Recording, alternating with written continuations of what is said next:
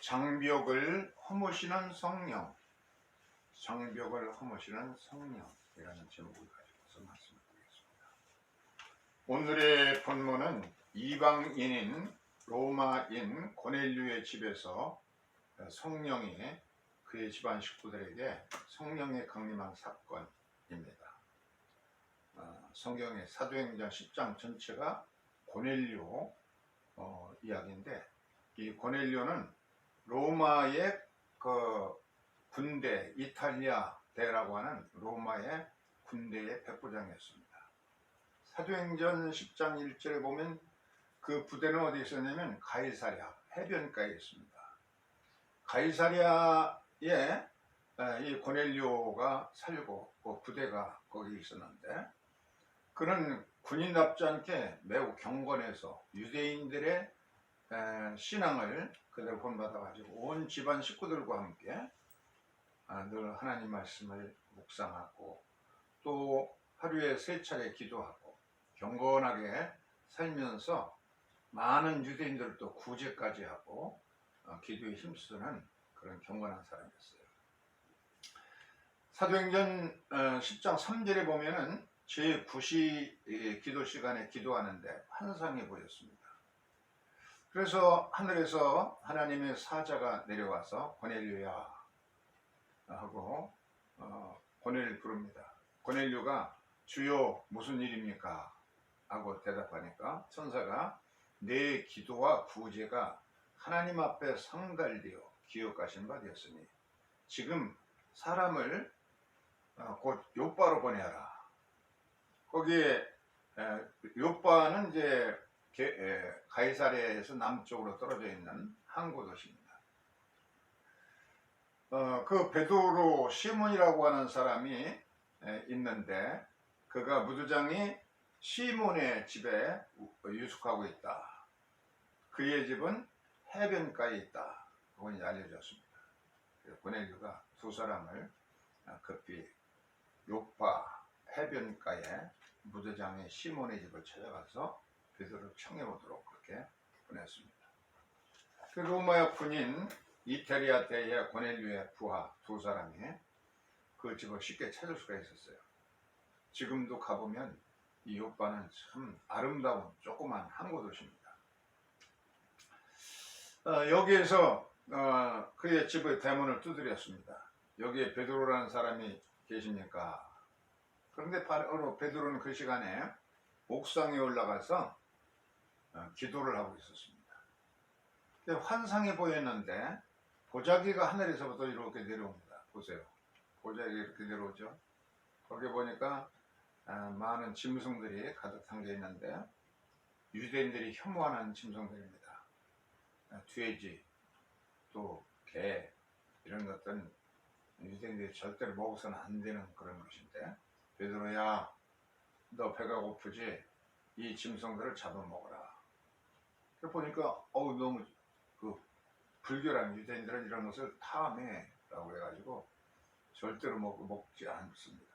강제로 입을 벌리고 먹으려고 해도 안 먹어요. 순교하지. 순교자가 많이 생겼어요. 안티오코스 에파나스 통치 시절에 이 돼지고기를 안 먹는다고. 그 정권에는 또 그냥 자꾸 먹이려고 하고, 그만큼 혐오스러운 짐승들인데 이걸 먹으라고 그러니까 탐해, 불결합니다. 저는 나면서부터 이거 절대로 먹은 적이 없습니다. 그러니까 내가 깨끗하게 한 것을 내가 더럽다고 하지 말아라. 여기 하늘 도시 보자기가 네 귀에 달려서 내려온 보자기가 하늘로 올라갔습니다. 조금 있다가 똑같은 환상이 또 보입니다. 하늘에서 또 보자기가 내려와서 그 안에 짐승들이 가득히 있는데 잡아먹어라.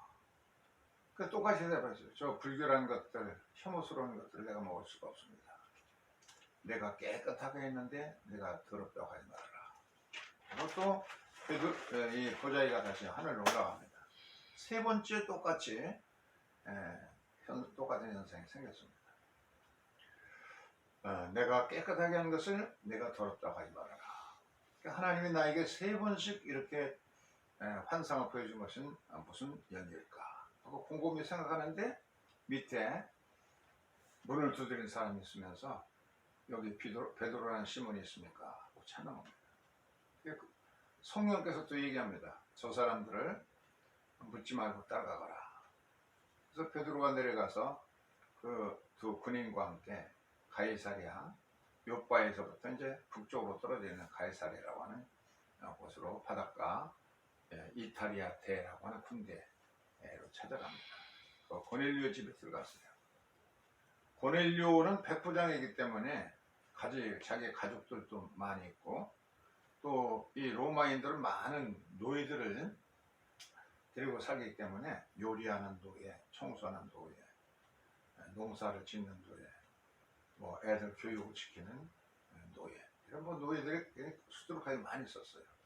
식구가 10식구라 그러면 한 30명은 노예일 정도로 그렇게 노예를 많이 소유하고 또 백부장이기 때문에 100명의 부하들을 거느리고 있는데 집도 굉장히 큽니다. 규모들이 그 지역에 가보면은 여기에 이제 사람들이 잔뜩 모여 있는데 베드로가 설교를 요청해서 자기가 직접 예수님을 모시고 다녔던 그래서 직접 눈으로 보고 또 실질적으로 몸소 겪었던 예수님의 이야기를 들려줬습니다. 소경이 눈을 뜨고 가난한 사람들이 복음을 믿게 되고 또 문둥병자가 깨끗해지고 젊은마들이 건강해지고 죽은 자가 살아나고 이런 그 예수님과 함께 다니면서 예수께서 베푸셨던 그 일들 십자가에 못 박혀 죽으시고 장사된 지 3일 만에 부활한 사건 이런 것을 열심히 전하니까 이 사람들이 신기하게 잘 듣습니다. 이 베드로가 앞에 이제 두 팔을 벌리고 막 설교하고 있죠. 열정적으로 설교하니까 베드로 이제 그 왼쪽 옆으로 요바로부터 같이 동행한 유대인들이 지금 보이죠? 앞에 서 있습니다.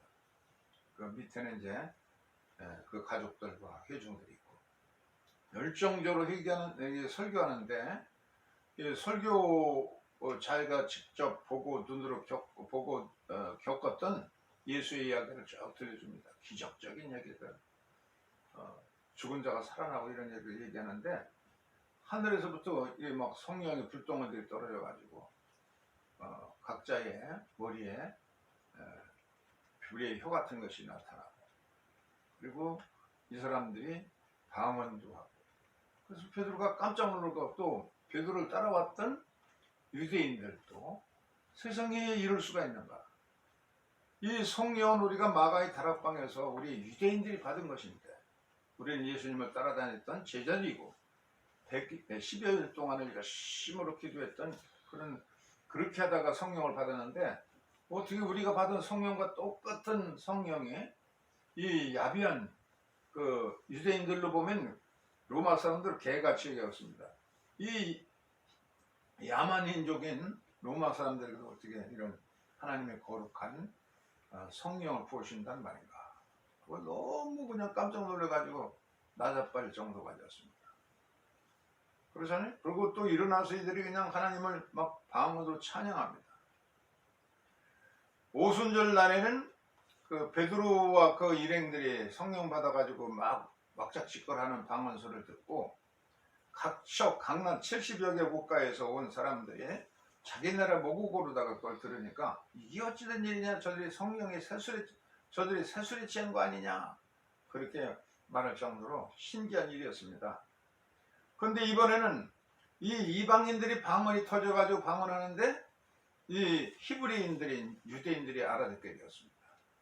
그러니까 참 또 신기한 일입니다. 그래서 너무 이게 어떻게 우리는 전부 할례받은 자들이고 또 율법을 공부한 사람들이고 또 유대인들이고 하나님이 세귤라 거룩하고 하나님의 존귀한 백성으로 선택한 선민들이니까 그리고 우리가 예수님을 따라다니면서 제자가 되었고 그런 우리에게 열흘 동안 기도하다가 우리가 성령 받은 것인데 근데 어떻게 저렇게 그렇게 열심히 모이도 않고 율법도 안 지키고 할례도 안 받은 무할례자들에게 성령을 주인단 말인가? 의아해했습니다. 베드로는 저들이 우리와 똑같은 성령을 받아서 하나님의 자녀로 삼아주셨으니 우리가 그들에게 세례 베풀지 못할 이유가 어디 있는가. 이렇게 하면서 사람들을 물가로 인도해가지고, 여기 할아버지도 부부가 참석했죠.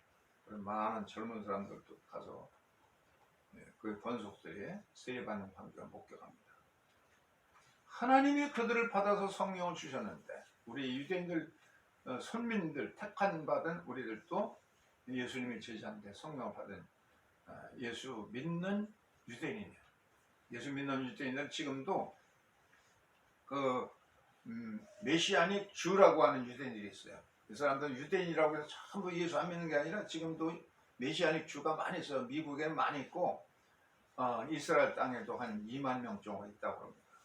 이 사람들은 예수 믿기 때문에 그 공동체에서 완전히 제외됩니다. 퇴위시켜가지고 어떤 직업도 가질 수 없게 돼 있고 그냥 버림받은 이방인과 똑같이 취급받는 거.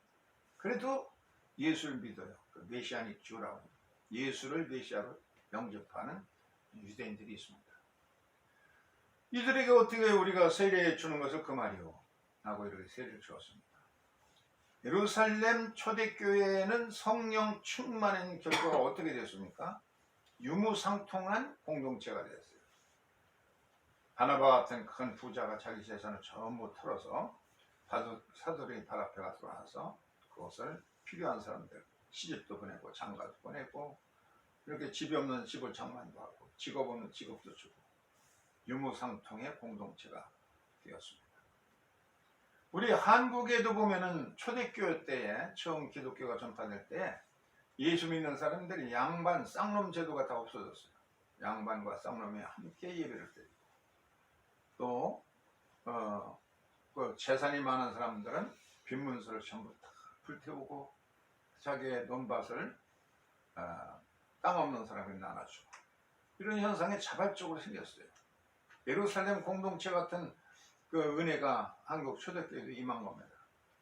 초대교회가 한국에도 크게 충만하게 붕대했는데 최근에 와서는 이 한국교회가 성령 충만한 결과가 교인들은 많이 부흥시켰는데 그런데 이 은사를 성령께서 너희들이 값없이 받은 은사를 값없이 주라.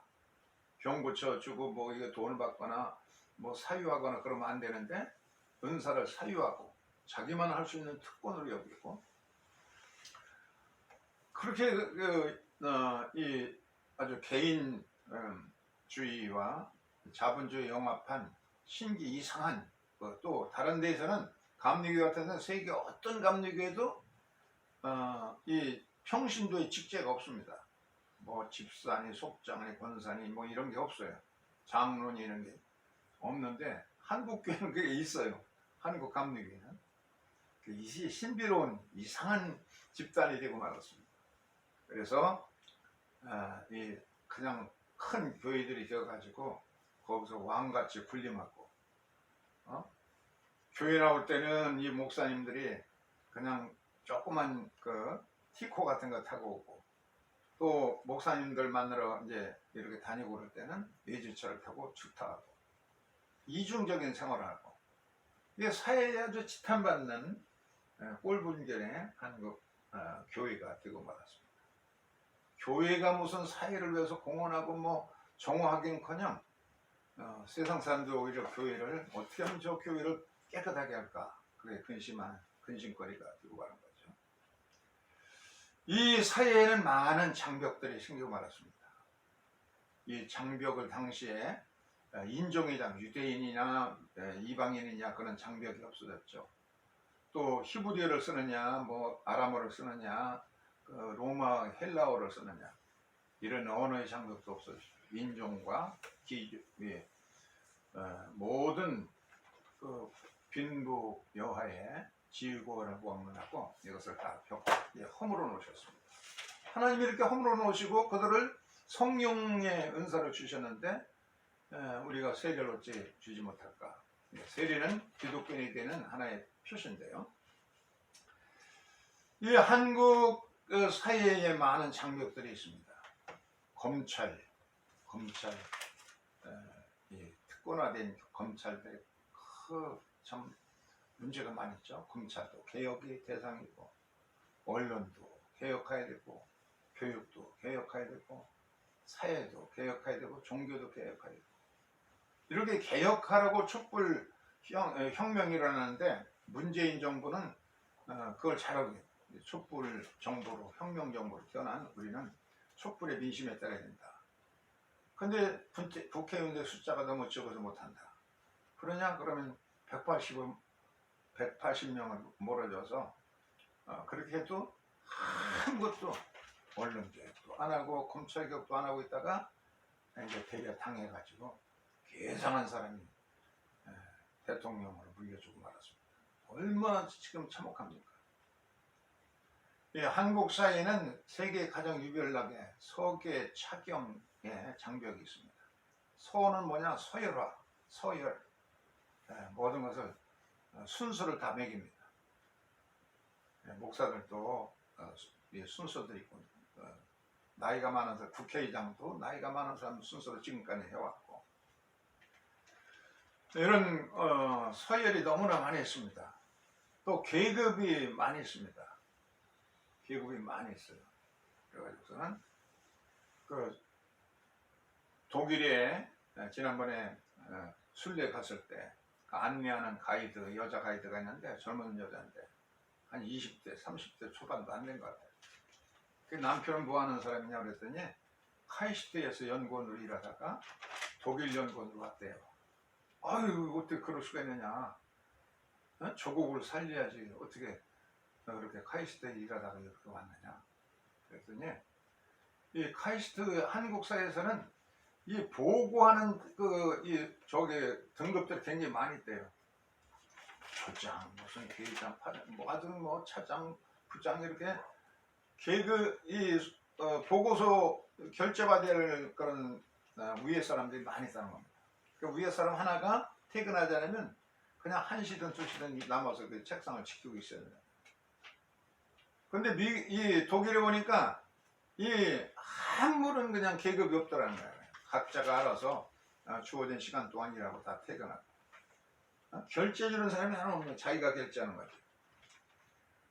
그래서 너무나 시간이 널널하고 좋고, 그래서 세계에서 가장 일 많이 하는 나라가 이제 한국도 그 가운데 속하는데, 독일 사람보다 갑절을 일하는데, 근데 능률은 적게 일하는 독일 사람이 한국보다 두 갑절의 효율을 높이고 있습니다. 물건에 잘못 만드는 것도 없고, 아주 행복하게들 일하고 행복하게 산출을 많이 내고 그런 효율을 많이 높인다는 얘기죠. 계급이 너무나 많아 있어, 한국에. 결제받아야 할 계급들이 위에 사람들이 너무 많이. 또 차는 뭐냐면 차별화하는 겁니다. 자기보다 못하면은 깔보고. 대학들도 그냥 서열이 쭉 차별화되잖아요. 서울대학이 있고 연고대가 있고. 이 사람들이 그냥 사회면 국회에도 많이 진출하고 판검사도 많이 나가고 행정부에도 고급 관리들은 다 이 사람들이 차지하고, 그냥 이 사람들은 놀고 앉아 있으면서도 그냥 도장만 찍어주고 결제만 해주면 되는 거고, 많은 연봉을 받고 그런 사회입니다. 그러니까 한국 밑에 있는 사람들은 그냥 바등바등 그냥 그렇게 애를 써도 집값 비싸지, 교육비 비싸지, 그냥 억압과 착시 아래 사는 거예요. 알고 보면은. 또 마지막에 서계 차 경은 뭐냐면 경쟁화를 시킵니다. 서로 그냥 싸움을 붙이고 경쟁을 시킵니다. 운동 체육대회도 보면 천군백군 해가지고 뭐 서로 싸우고 그냥 다투잖아요. 어디든지 경쟁사를 만들어요. 이 성적이 몇 점 떨어졌다고 해서 비관자살하는 고3생들 있잖아요. 세계 유일하게 한국에 이렇게 서계 차용이 가장 심해가지고 바둥바둥 그냥 살을 내고 애쓰고 그렇기 때문에 자녀도 안 낳고 그래가지고, 최근에 어떤 여론조사 보니까 자녀 나면은 1억씩 준다고 그러면은 낳겠다는 게 한 67%인가 그렇게 된다. 그러니까 이 너무 그냥 이리 뺏기고 저리 뺏기고 억압과 착취의 부주로 서계 경의 사회가 되다 보니까 이제 나라가 유지될 수, 몇 년 후에는 애들을 낳지 않고 그래가지고 큰 심각한 문제가 생기게 될 것이라는 얘기입니다.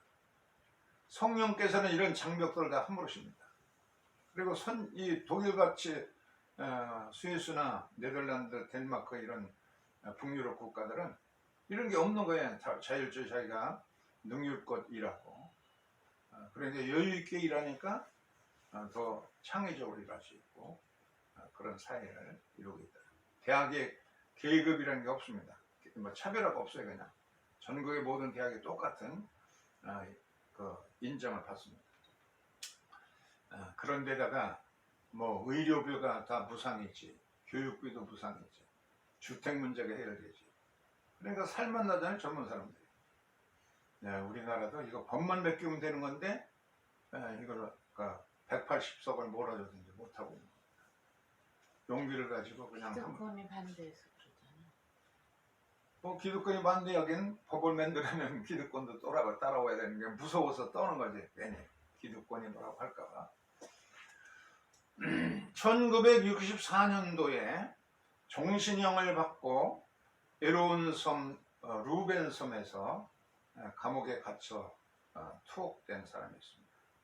감방안 너무 좁아가지고 두 다리를 쭉 뻗고 잘 수 없을 만큼 그렇게 비좁고 거기에 변기로 쭈그러진 깡통 하나가 주어졌습니다. 이렇게 이런 좁은 감방 안에 갇혀있는 이 사람이 밖에 또 뭐가 보여요? 교회. 붉은 벽돌에 교회가 십자가를 봅니다. 십자가를 바라보면서 그러면서 면회도 또 편지도 6개월에 한 번씩만 가능하고 이렇게 해서 가끔 불러다가 고문하고 그냥 짓밟고 폭력이 난무하는 그런 가운데 사람들 여기 들어오면 다 병 걸려가지고 억울하고 속상하고 이 막 그 고문과 노동에 짓눌려가지고 2, 3년이면 다 병들어 죽습니다. 이런데 이 창사롭게 교회가 보이는데 교회에 유일한 소망을 가지고서 예술 감리교인의 이 사람이 아내도 자녀들도 이 가정에 투옥되니까 집을 빼앗기고 변두리의 흑인 마을에 빈민촌으로 쫓겨났습니다. 4년째 되던 해에 어머니가 돌아가셨고 또 그 다음 해에 장남이 죽었는데도 그 장례식에도 참석할 수 없었습니다. 투옥에 대해서 14년째 되던 해 큰딸이 결혼해가지고 아기를 낳아가지고 면회 왔습니다. 아버지, 아기 이름을 지어주세요. 그는 제수복의 웃줌 주머니에 꼬깃꼬깃한 종이 조각을 꺼내서 주었습니다. 그걸 펴보니까 아주위, 이 고향마을 언어로다가 아주위는 무슨 뜻이냐면 소망. 소망을 가지고 내 것에서 살고 있다. 아기 이름도 소망이라고 지어라. 이 딸의 눈에서 그냥 눈물이 쭉 쏟아졌어요. 그들이 이렇게 고향 언어 아주이라는 말이 이제 희망, 소망이라는 뜻이죠. 성경에서 환난을 당해도 낙심하지 말고 환난을 인내를 낳고 인내는 소망을 이룬다. 소망을 가지고 13년을 더 투옥상을 하고 그가 44년에 투옥됐는데 1964년에 이렇게 이제 1990년도에 27년간 그 지긋지긋한 감옥 생활하고서 추록하게 돼요. 71세가 되었어요. 추록하고 나서 이 사람을 남아프리카 공화국에서 대통령 선거 때 대통령으로 뽑아줬습니다. 그래서 최초의 흑인 대통령이어가지고 저기 대권을 잡았으니까 정적들을 그냥 다 죽일 것이다. 그런데 정적들을 다 용서해주고 모든 진상을 다 밝히고 그리고 용서해 줍니다. 그래서 세상이 놀랐어요. 그래서 2013년도 95살의 이 사람이 죽었을 때 전 세계 사람들이 이 사람의 인격에 감탄을 하면서 그는 인간의 품격을 한 단계 올려준 그런 사람이다. 어떻게 그렇게 잔인하가 고문하고 그랬는데도 그들을 용서해주고 그러십니다. 노벨상도 주어졌습니다. 평화상. 만델라가 그렇게 말했습니다. 나는 아주이를 믿었다. 희망을 믿어서 한순간도 이걸 포기한 적이 없다. 사람이 죽는 것은 힘이 들어서 죽는 것이 아니다. 희망이 보이지 않기 때문에 죽는 것이다.